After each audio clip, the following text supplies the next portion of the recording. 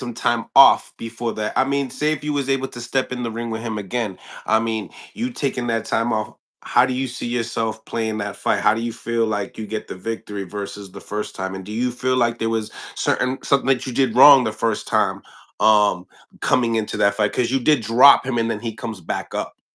Yeah.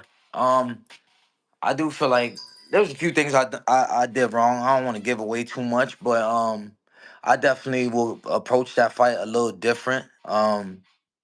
Very much different. Very much different. I know what I did wrong. I know the things that I did in training that was in that wasn't fit for the fight or whatever, or like the the right thing to do in camp and stuff like that. Um, but that camp was great for me. I'm not saying like the way I trained or anything like that. That was a really great camp for me, and I know how I would approach that fight. You know, like I lost a I lost a friend like 2 weeks before the fight, just dealing with a lot of headaches, just a lot of headaches. And I know now how to just clear my mind from everything. I be turning my phone off. I just don't really be on social media as much and just focus on the fight. You know what I mean? Yeah. So for this fight right here, I feel like everybody's gonna see the best of me. You know, yeah. So I'm excited, man. I'm excited. It's gonna be a great fight. I know Virgil Ortiz coming to fight. Um, but I feel like it's my time, man. For everything I've been through in this sport, it's just the better the story, the better the glory. So Yeah. So it seemed to me that you wanted to make sure that you guaranteed to get this fight this year. So that way you could just proceed because you had a lot of time off of the ring. Not lately you've been, active, but there's been a time that, you don't, it didn't seem like you wanted to go through that regardless if there was a title attached to it or not. right. That's one of the main things as well, because it's like from 2023, um, my first time fighting was this year in May, so I didn't want to take no chances either. I'm not sitting out the ring and waiting, playing the waiting game. I'd rather just have something solidified. And like I said, I still want to beat all the top guys. So when I do become champion, I check everybody off the list. Like this person, I beat that person. I beat this person. I beat that person. So And this is a good factor here too. If it was on a PBC card or Pro Box card, you're most likely, even though you're not the champion, you're probably most likely be able to be more marketable to be the A side in that versus going out and taking that opportunity and chance and say, fuck it, I'm gonna be the B side in this situation. And mm, I'm it's gonna be more eyes looking. And that's kind of right. like how you approach it. Yeah, yeah, I guess so. I ain't really thinking about that too much, but yeah, I get what you're saying. That's a big factor. I mean, everyone out there in boxing, when you're at the top, they're not trying to like be the B side. That's like one Right. of the things, I Yeah, mean, I that know that you haven't, kid. yeah. I mean, but that's for like when you're the champion. I feel like I still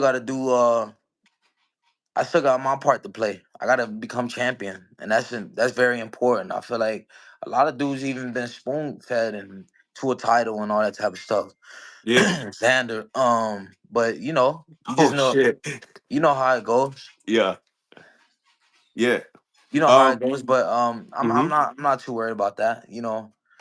I know I got a big fight on the horizon versus Virgil Ortiz, and that's a big fight that fans want to see. Like, um, they're trying to line him up with Boots. I watched the Boots fight on Saturday, and all I hear is just Boots and Ortiz, and I'm That like, was my next question. Yep. Go and ahead.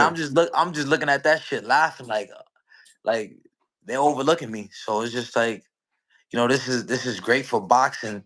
Lima is not a that dude ain't he ain't shit. I ain't Right. gonna lie, he ain't shit. Um, Eddie's a great Started boxing, promoter. I think, at 18. I think. 18, Yeah. like come Early, on, man. late, late, late. Yeah, well, teach his own, but I just feel like this is more of a fight. This is a great fight for boxing right here. Like the whole sport has their eyes open to this fight right here. Um, Especially now that the Fundora and Keith Thurman October 25th is not happening. I mean, this right. is the only fight we're looking forward to at 154 pounds for sure.